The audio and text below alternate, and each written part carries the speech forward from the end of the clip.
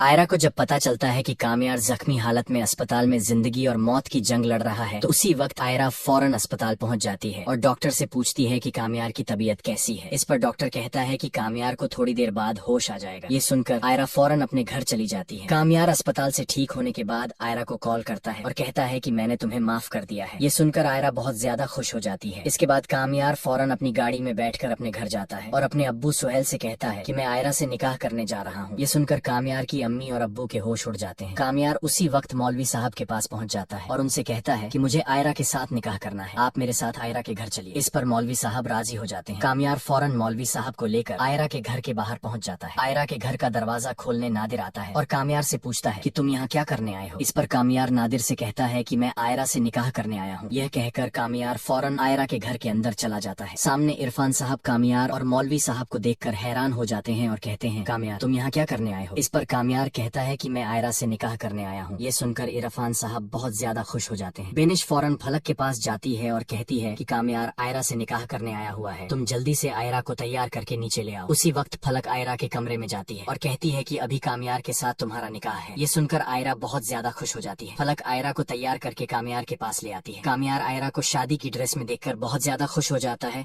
और आयरा आकर कामयार के साथ बैठ जाती है। इरफान साहब मौलवी साहब से कहते हैं कि निकाह शुरू करवाइए। ये